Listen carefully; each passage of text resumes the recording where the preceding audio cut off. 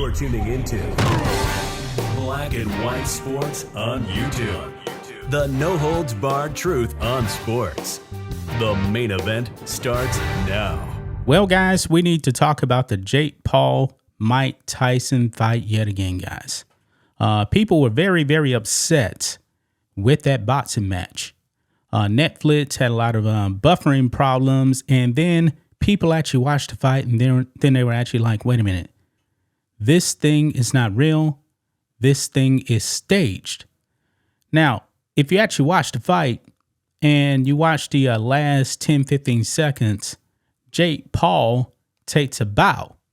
Mike Tyson had every opportunity then to actually punch and knock out Jake Paul. He didn't do anything. So a lot of people are actually speculating that there was a no knockout clause. Probably right, guys. Probably right. I mean, Jake Paul definitely had opportunities to take down Mike Tyson. Now, of course, this is not prime Mike Tyson anymore. The last time he actually fought was 19 years ago professionally. And he got knocked out by Kevin McBride. But Mike Tyson now is almost 60. He's not the same anymore. His legs were gone. Apparently he had a knee injury. But guys, the playmaker, Michael Irvin, man, he exposed something about this fight. Now, he actually calls this a big lie about the fight. Now, Jake Paul, man, he's an entertainer. He's not a boxer. He's an entertainer. Because if he was really a boxer, guys, he would actually be out there competing against real boxers. But he finds, NBA players, old NBA players, MMA fighters that aren't boxers, and a almost 60-year-old Mike Tyson. One thing we did not see in this match against Mike Tyson is Mike Tyson, he never, ever, ever gave an uppercut. Now, if you watch Mike Tyson in his prime, man, everybody knows, man, that uppercut was deadly. But Mike Tyson apparently was hampered by the contract, according to Michael Irvin, guys.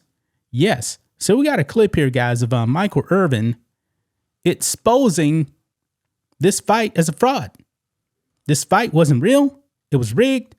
Mike Tyson definitely hampered if he wasn't allowed to do an uppercut. Also, the man probably couldn't actually go for a knockout.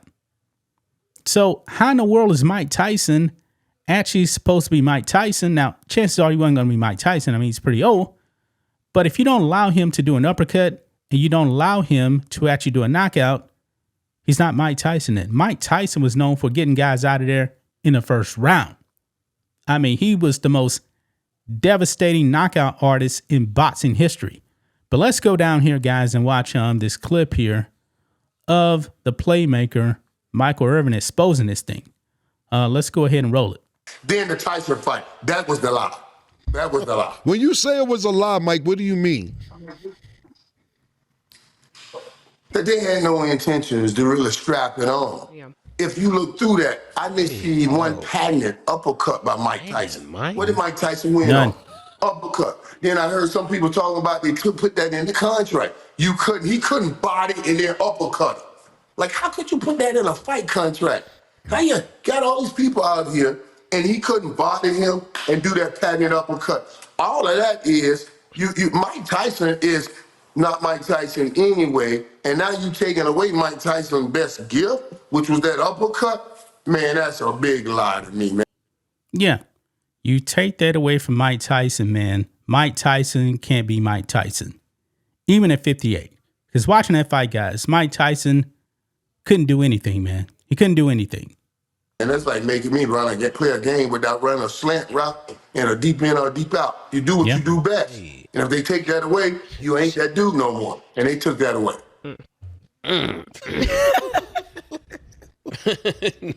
That was a lot. You said a lot, Mike. Made it a lie. Hey, Mike, you don't want to see him hit Jake with that uppercut that he's so known for? I wanted to see that uppercut. What we see on them Instagram posts when he be hitting them things, boo, boo, boo. He hit the bag. He hurts me when he hitting that bag.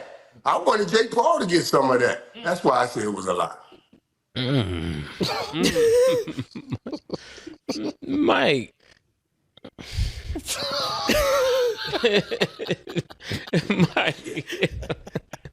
Mike, how do you know that wasn't in the contract? No, it wasn't in the contract. No, it wasn't in the contract. Who's your resource for that, Mike? I heard somebody. Cite your source, they were talking Mike. about the putting in the contract. Think about this. He didn't do it. So I heard somebody talking about it, and because I was wondering why he didn't do it. I'm an analyst. I always analyze. You would never see me go in a game and not do what I do best. Okay. True. It's patent. It's known. That's how you do. I was just shocked that he didn't do it. I was looking for it. So when you heard this, where do you think you were? I was studying. It was just something I read. I was studying something else, and I saw something where they said they read in the contract that he had to last a certain amount of rounds. He had to last a certain amount of rounds, and it had to go at least 6 rounds. Yeah. You know, because they're on 2-minute rounds. Just things like that to get us full $20 million. I'm happy he got every dime, whatever it is. I want him to get his money. I just want him to free the beast. You know, I thought this was interesting, guys. Remember they asked Mike, why you kept biting your thumb? Why you biting your thumb? He said, it's something I do. I think he was trying not to kill the dude.